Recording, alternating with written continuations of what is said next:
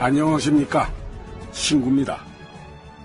1985년 2월 21일 국제그룹의 해체가 선언되었습니다.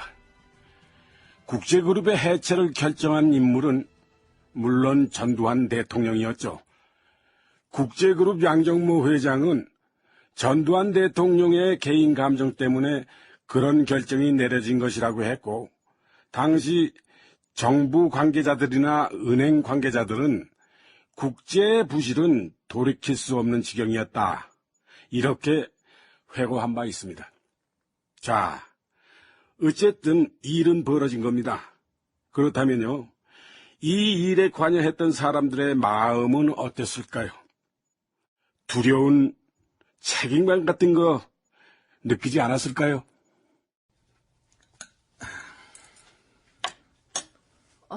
여보, 왜 식사를 그것밖에 못하세요? 입맛이 없어요. 국제그룹 해체 이후 부실기업 정리에 전면에 나선 인물 김만재 재무부 장관. 그동안은 기자들이 전화해도 모른다, 찾아와도 모른다, 그렇게 말하라고 해서 그렇게 했는데, 이젠 뉴스도 나왔으니까 어느 기업이 어디로 간다, 이런 거 오픈해놓고 가는 건가요? 물 좀. 예, 여기요. 근데 여보, 부실기업을 정리하면 우리 경제가 좀 나아지는 건 맞아요? 왜요? 요즘 뉴스 나오는 것 보면 이러다 우리나라 큰일 나는 거 아닌지 불안해 죽겠어요. 뭐가 어째서? 외채 규모가 세계 4위라면서요? 그런 마당에 우리나라에서는 세계 7위라고 하는 국제 같은 기업도 저렇게 돼버리고, 꼭 그렇게까지 해야 하나 싶기도 하고. 국제는 문제가 많았어요. 기업을 해체하는 건 기업을 살리기 위해 어쩔 수가 없는 일이었다고. 하나 물어볼 게 있는데요. 국제가 저렇게 산산조각 난 게 대통령한테 밉보여서 그런 거라면서요? 뭐? 밑에서는 국제 상사 정도는 남겨주자 했는데 대통령이 안 된다 그랬다면서요. 그게 억울해서 양 회장 일가가 지금... 그 쓸데없는! 부도난 기업을 살려준 거예요, 정부가. 부도 났으면 그 책임을 지고 감옥이라도 갔어야 할 사람이에요, 글쎄. 왜 그렇게 화를 내고 그래요? 자꾸 쓸데없는 말을 하니까 그렇지. 당신 불안한 거예요? 어? 부실기업 정리 뭐가 마음대로 잘 안 되는 거예요? 제가 받을게요. 여보세요? 예, 안녕하세요. 예, 알겠습니다. 여보, 금진호 상공부 장관인데요. 그래. 여보세요? 나 금진호입니다. 그 부실기업 정리 문제로 좀 만났으면 싶은데요. 안 그래도 한번 뵀으면 했습니다. 출근하는 대로 청사에서 뵙지요.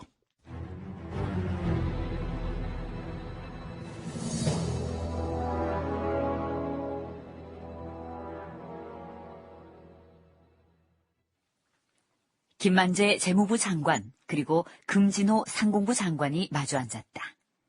당시 재무부와 상공부는 부실기업 정리 방안을 놓고 다소 의견이 달랐다. 한국은행에서 3% 특별융자를 주게 하신다면서요? 예. 한은의 일반은행에 대한 재할인율이 연 6에서 8%입니다. 이것을 3%짜리 특용으로 바꿔주게 되면 그 돈으로 은행들이 11.5에서 13.5%로 대출해줄 수 있게 됩니다. 결국 예대 마진을 늘려주는 방식으로라도 그 은행들의 수지를 좀 개선해주자, 그거죠? 수지 개선뿐 아니라 부실 채권 정리도 할 수가 있습니다. 따지고 보면 은행도 수익이 있어야 운영을 할 수 있는 거니까요. 아시겠지만 난 반대입니다. 네, 들어 알고 있습니다. 김만재와 금진호, 두 사람 사이에 약간의 긴장감이 흘렀다. 재무부에서 추진 중인 그 한국은행 특별금융도 그렇고 조간법은 특히 더 문제입니다. 한은 특용은 솔직히 저도 걱정입니다. 한국은행에서 돈을 찍어낸다는 게 미래를 담보해서 돈을 찍어내는 건데 경기가 계속 이 상태라면은 그 부담을 고스란히 국민들이 져야 하는 거라서요.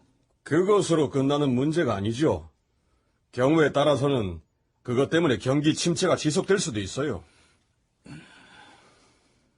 그리고 조세감면 규제법도 문제입니다.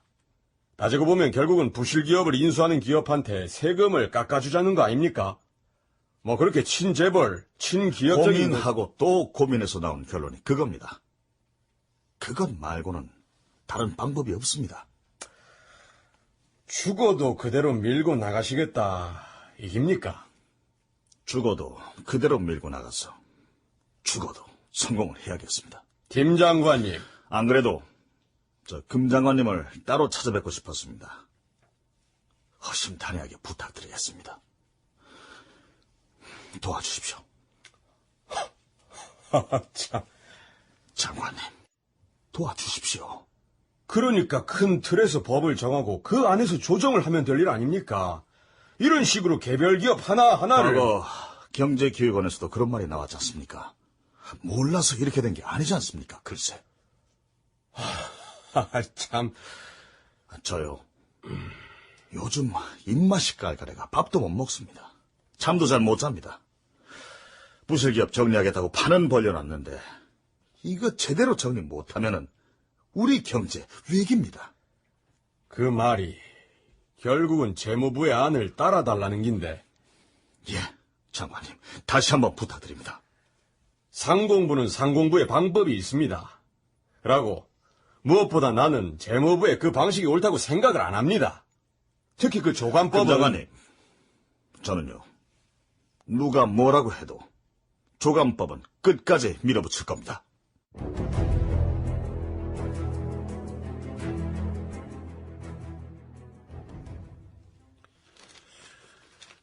그 요즘 기사들이 하나같이 이거 왜 이래? 응? 외채로 뭐 나라가 이게 당장 망할 것까지 기사를 쓰잖아. 1985년 중반 우리나라의 외채 문제는 심각했다.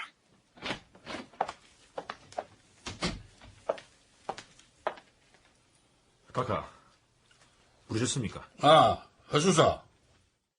허문도 정무일 수석비서관이 전두환 대통령의 부름을 받았다. 그 당신 이 신문기자 출신이잖아. 어? 예, 카카. 솔직히 말해봐. 언론들이 날 싫어하나? 아니, 갑자기 그런 말씀은 왜... 아, 뭐 이거. 어? 온통이 경제가 어렵다는 얘기 뿐이잖아. 썼다 하면은 살기 어렵다 이거라고. 이게 직접적으로 나를 비판할 수가 없으니까 간접적으로 나를 비판하는 거 아니냐? 그렇지는 않을 겁니다. 그러나 지나치게 비관적으로 경제 전망을 하는 건 문제입니다. 외국에서는 다 한국 경제의 미래를 밝게 보는데 정작 우리는 왜 그러는지. 그 이런 상황에서 부실기업 정리한다고 들쑤셔 놓는 거 이게 잘하는 건지 이게 잘 모르겠어. 솔직히. 부실기업의 정리가 한창이던 1985년 중반 우리 경제 중 금융 부분은 여전히 어려웠다. 특히 외채가 문제였다. 관련 기록, 매일경제신문사에서 펴낸 경제기획원 33년사 가운데 일부분이다. 한 자릿수 물가 시대로 물가는 잡았지만 국제 수지는 여전히 걱정거리로 남아있었다. 1979년 203억 달러 규모였던 총 외채는 1985년 말에는 463억 달러로 늘어났다. 6년 동안 무려 264억 달러나 늘어난 것이다. 경제학자들은 신문 기고를 통해 정부를 맹렬히 공격하기 시작했고 국회에서도 여야를 가리지 않고 경제정책 실패를 공격했다. 외채 규모 세계 4위, 총 외채 규모 GNP의 50%, 국민 1인당 외채 부담액 100만 원 등이 당시 인용되던 수치였다. 이런 마당에 이 한국은행 특용을 한다는 게 그것도 이게 사실은 문제라고. 응? 그렇습니다, 카카. 한국은행이 저리로 특용을 준 이후에도 국제수지가 계속 이런 식이면은 그 앞으로 우리가 그걸 감당할 수가 있나? 사실은 가장 걱정되는 부분이 바로 그 부분입니다. 알았어. 야, 이거 공보수석한테 얘기해가지고, 이런 식으로 기사 쓰는 거, 이거 안 좋다 그래? 에? 뭐 좀 배웠다는 경제학자들이 국민들을 안심을 시키지는 못할 망정, 이렇게 불안감을 증폭시켜서 어디 되겠어, 이거? 솔직히요, 아마 대통령도 불안했을 겁니다. 부실기업 정리를 한다고 판은 벌려놨고, 정부는 그쪽을 향해서 달려가는 마당에 조관법 확대 실시도 정치적으로 부담스러웠고, 특히 하는 특용의 경우는 나중에 이것을 감당할 수 있을까? 이런 걱정이 왜 안 되었겠습니까? 자, 그런데요, 나라 밖에서 주목해 볼 만한 사건이 일어납니다. 이른바 플라자 합의라는 거였습니다. 1985년 9월 G5에 해당하는 미국, 영국, 독일, 프랑스, 일본의 재무장관들이 뉴욕 플라자 호텔에 모여 외환시장 개입에 의한 달러화 강세를 결의한다. 세계 경제 흐름의 줄기를 바꿨을 뿐 아니라 한국 경제에도 영향을 미치게 됐던 플라자 합의란 과연 무엇인가? 플라자 합의. 일본의 대미 무역 흑자로 일본과 유럽, 미국 간의 무역 마찰이 심해져 있던 1985년 9월, G5 재무장관들이 뉴욕 플라자 호텔에 모여 미국의 무역 수지 개선을 위해 일본 엔화와 독일 마르크화의 평가 절상을 유도하며 이것이 순조롭지 못할 때에는 정부의 협조 개입을 통해 목적을 달성한다는 내용의 합의를 한다. 이것이 이른바 플라자 합의다. 아야, 플라자 합의를 하모 어찌 되는 기야? 달러화 값이 떨어지고 엔화 가치가 올라가게 되는 겁니다. 달러 값이 떨어지고 엔 값이 올라가. 예. 국제그룹 해체가 발표된 뒤 자리를 보전하고 누워있던 국제그룹 양정모 회장에게도 이 소식은 전해진다. 내 좀 이렇게 봐라. 예, 아버님.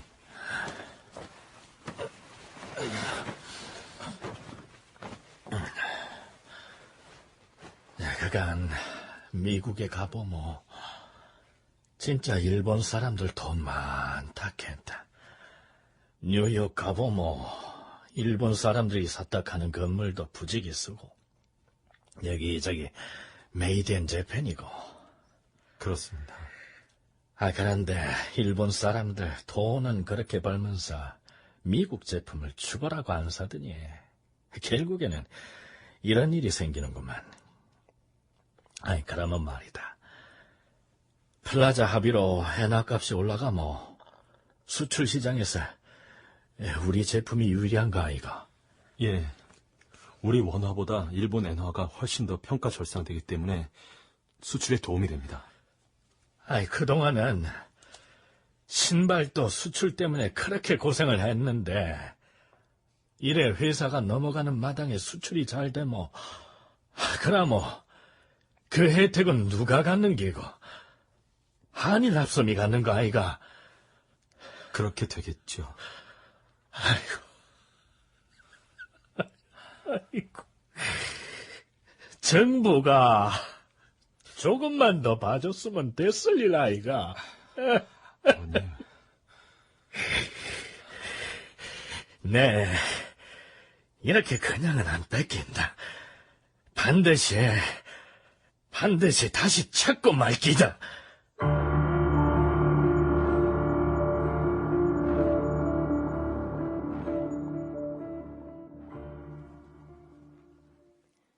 (1985년) 선진국 간의 플라자 합의를 계기로 달러화가 일본 등 다른 선진국에 비해 급격히 평가절하되기 시작했다.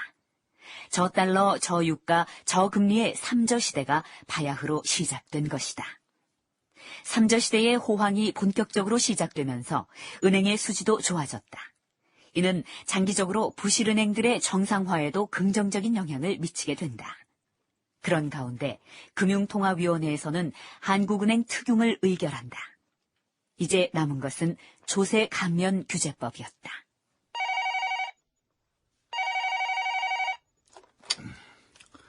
예, 김만재입니다. 김 장관, 예, 의원님. 그 조간법 말입니다. 그 노태우 대표께서도 그 개정이 불가피할 수도 있겠다 양해를 하신 것 같습니다.